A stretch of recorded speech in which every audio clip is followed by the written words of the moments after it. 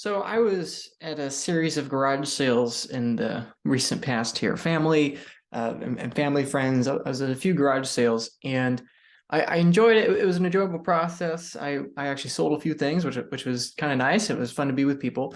But I had a few just thoughts that were in my mind during and then especially after the garage sales, and I think they would be of interest to you. So.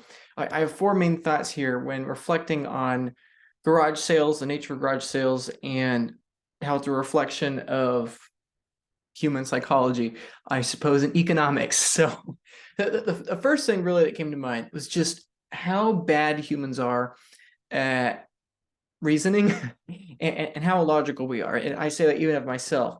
Um, when most people have garage sales, they don't actually understand what they're trying to do, or at least that's my opinion. It is amazing to me how very educated, very financially comfortable people will spend many, many hours planning out a garage sale, planning the details of the garage sale. What are we going to sell? What are we not going to sell? How are we going to organize it? This, that, the other. They put in all this work into organizing it for a few dollars of selling something. Sell something for $5, $20, a dollar, whatever it is. If you're putting in 10 hours into your garage sale, or 20 hours, let's say, and you make $100, I don't really know if that, monetarily speaking, is worth your time. Obviously there might be emotional benefits, maybe you have family time, like I did, maybe that's all great, but strictly from a monetary perspective, it's like, it's funny that people will go to extreme lengths and they'll want to make as much money as possible, when in reality that's not the reason. The reason you have a garage sale is to get rid of stuff. You have stuff, you want less stuff, and so get rid of it, and you don't have to go through the inconvenience of loading it up and hauling it away to whatever charity, organization, or whomever you're going to get rid of it. So really the benefit in the garage sale is not making the money. The benefit is having it being taken off your hands without the expense of having it gotten rid for you. So it's funny because why do humans think that way? And the reasons humans think that way, as far as I can tell, is the second reason being, or the second musing, I suppose, being the sunk cost fallacy, and having this mental investment in something and not wanting to part with it. I saw people that, had paid $300, $500, $1,000 for pieces of furniture or items that then they were trying to sell for, 20, $50 or whatever. And it's funny to me, not everyone, and many people are perhaps not like this, but a lot of people are, where they will quibble and they will debate about the last $3 to $5, and it's just funny that a human can spend $1,000, or let's take something more conservative. Let's say $100 on a lamp, on a whatever. You can spend $100 on something, use it for 10, 20 years, get all the use out of it. You have the opportunity cost. You could have invested the $100, turn it into $300 to $500 easily over the course of 10 years. And now here it is at the garage sale sitting for $5, and this guy comes up, wants to buy it, but he wants it for $2 or $3 or whatever. And sometimes people don't want to go down that last little bit because they feel like, why would I sell it for $5 when I can get 10 for it? Or, oh, that's worth 20, or no way. And it's just funny to me that we have this bias of that at one time it was worth so much more, that even though it's already lost like 95 or 90% of its value, we don't want to lose that last 2 to 3%. We'll quibble about that. And instead, we'll quibble about that. They'll walk away. We'll end up with the lamp. And now we have to load it and deliver it and donate it somewhere for free. So and then the time cost with that is so much more than it would have been just to sell it. The couple of dollar difference. Is it really worth negotiating over the last couple of dollars, losing the sale, and then having to spend an extra, little while to load up the extra stuff or make a second trip or whatever and it's just funny to me how we are that way. And it makes sense because we don't just have a monetary investment in these things. We have an emotional investment in these things. Oftentimes at garage sales, people are selling stuff that meant a lot to them. They're selling pieces of furniture that they either bought years or decades ago, or things that were inherited, passed down to them. Perhaps they're selling kids items like clothing or toys or whatever. And so there's that emotional attachment too. And so it's funny from that perspective that there are multiple things competing for these silly little negotiations over $2, $3, $5 or whatever, when people will, drop 10, $20 on a couple of beers going out to eat, or going out to eat at all, or a few extra dollars of gas. I mean, it's kind of funny, the volatility in gas prices will raise or lower the cost of your gas tank by $3 to $5, like every couple weeks or whatever. And yet here you're going to lose a sale over a few dollars. So anyway, that's something of interest, that lost cost, I assume, and how we don't want to let go, even though there's no logic. The money's already gone. At this point, the main goal is to get rid of it without having to put in the extra work, inconvenience of your day, time away from your family, and time away from work where you could be making money, and instead of getting rid of that. So I find that interesting. And also people who take off work to do that. I didn't mention that, but sometimes people will take off work or cancel their plans so they could, anyway, it's just a funny little musing there. And so the other thing that's funny too is just the frame of mind of that.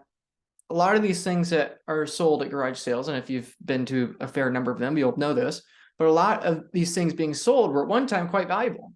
It's like everyone has a fine silverware set. Everyone has fine china that their great grandmother or whatever left to them. They don't really know where it's from anymore. Or quilts that took many, many hours to make, or clothes, or this, this, that, whatever, things that at one point had a lot of value. And like I'm saying, they lost most of that value. But it's funny how, not just from the human psychology perspective, that we don't want to negotiate that last couple percent loss, even though it's already gone. But in addition to that, there's also the interesting idea of how these things are just consumer goods. And over time, as technology gets better and better and better, we're making more stuff cheaper and cheaper and cheaper indefinitely. The marginal cost of these things is approaching zero. It's going down and down and down. Why did people a generation or two ago, or a few generations ago, why was there silverware and their fine dining, and why were all these things so nice and so fancy and so as prized possessions? It's because, well, you didn't have all these sets of dishes. You had one set of dishes. You didn't have all these pieces of furniture. You had one set of furniture. And so that's why it's so much nicer. And I find it's oftentimes why people, especially people who are older, have trouble letting go of these things, because they bought them when they were worth so much more. And then now it's hard to realize and rationalize it. They're just not worth that anymore, number one. And then number two, they also, it might be out of style or trend or whatever. But anyway, it's funny how when it comes to these pieces of furniture, this stuff, we view it from that lens of it being a consumer good. But yet when it comes to things like cars or houses, we have a problem with that. I know many people, and I'm not putting anyone down, it's just a funny observation, that we justify buying a car we probably can't afford, at payments we probably can't afford, or perhaps we're buying new when we probably shouldn't be buying new. It's funny how buying one new vehicle and driving it off the lot, perhaps your car loses, let's say conservatively, $5,000 worth of value. I mean, that's like 50 garage sales, I mean, it's funny how one bad, for lack of a better term, how one bad decision can offset many good decisions, and a lot of extra work that goes into these tiny little negotiations. So it's funny how, because we view cars and houses as things that go up with value at time, or occasionally go up in value at time, well, cars more occasionally than real estate, we forget that these also are consumer goods. We're making more and more cars. We're making more and more houses. Granted, we're making cars faster than making houses, and we're making lamps and furniture faster than making cars. But this is all true. This is all the same. But what's the main essential difference here? Well, the essential difference is that behind the automotive industry and the real estate industries, you have these massive banking institutions, financing institutions, and government incentive to prop up debt, make debt cheaper and cheaper forever, because the cheaper you can make debt, the higher we can push up car prices and house prices, which makes voters happy because everyone likes it when their house price is going up. It makes lobbyists happy because they get bigger fees when the credit market is, going up and to the right. It makes the politicians happy because they get voted back into. It's not the politicians that are the problem. It's the societal agreement, this arbitrary decision that some consumer goods we'll just let collapse in price, 80, 90% or whatever. But when it comes to cars or real estate, we'll do everything we possibly can to prop up prices as much as we possibly can. And so that's another interesting observation too, I suppose, that even though these are all consumer goods, they're really, we treat them quite differently. And there are differences, there are major differences, but at the end of the day, it's the same thing, that as technology gets better, as the world improves, as the free market continues to push its prices down, we should be able to have more and more of these things. And yet when we view buying a piece of furniture, it's entirely different than buying our own house, because we view our house as an investment, or we view our car as an investment, and we don't particularly view other things like that, even though they're all very similar. And so I suppose obviously the metaphor for all this is with Bitcoin, and that I think many people will not and are not willing to part ways with their old assets and their old securities and their own worldview, because they don't want to admit that it's already gone down 90% and it's just going to go down another 90%. And really the rational thing to do is to just transition now, and instead of being stuck later, and that's the funny thing, that no matter how useful or how valuable your set of china or your fine silverware or your furniture or your cars, or no matter how valuable these things are at one point, if everyone in the garage sales, if you have a whole street of houses and they're all selling the same things, they're all selling the same items, it's like nobody wants it. Nobody wants this. No, nobody wants these t-shirts, because everyone's selling t-shirts. Everyone has more than enough t-shirts. Nobody wants them. Nobody's willing to pay for them. And that's, in my view, that's probably the direction we're heading in the future world, is this world of hyperabundance where there's only more and more and more stuff. This whole idea of how when there's infinite money, you have scarce assets, and when you have scarce money, you have infinite assets. I mean, to me, that's kind of the same idea. That, yeah, gold has value and real estate has value, all these things have value, but over time, as we just make more and more and more, and they trend towards this direction of being kind of like a garage sale, it's like, well, when you have a garage sale where there's an infinite amount of stuff that everyone has and everyone wants, but you don't really need more of it, what's the one thing you do want? You want the money. You want the cold hard cash. You want the ones and fives and $10 bills in people's wallets that they're walking around with. So I mean, in a certain, perhaps childlike way or oversimplification, I think that's a pretty good metaphor for Bitcoin and the rest of the world to a certain extent, is that Bitcoin is the money and everything else is sort of like a garage sale. And it's very early in the day where there's not a lot of stuff, but during the day, people will just bring out more and more stuff from their houses. And at a certain point, who wants to buy it? Because everyone's already satisfied. At that point, everyone just wants the money. So just an interesting thought there. And then obviously the last thing that just hits you over and over again is just how much stuff burns people down.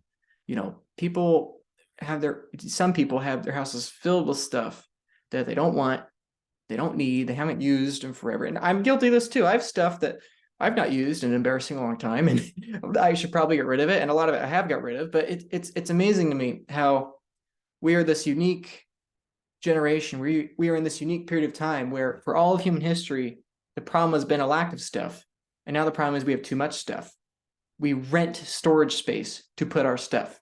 We have our rooms and our cars and our basements and our attics filled with stuff. It's like, try explaining that to any human of any point in history, besides the very, very small percentage of people that were kings or dictators.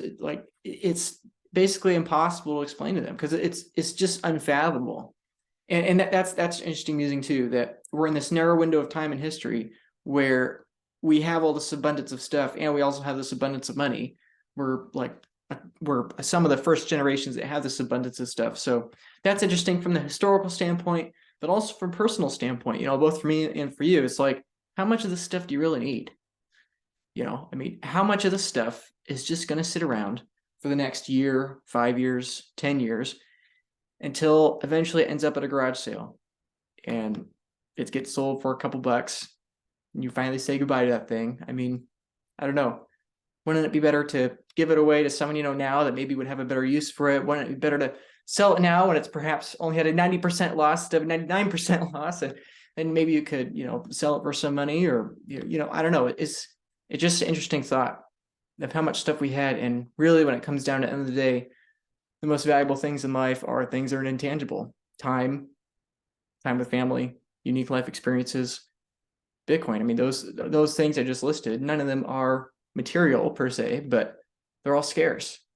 And so why would you exchange finite time, finite Bitcoin, finite time with people you love, finite time doing things you love, and finite time doing a finite number of experiences you have for infinite money?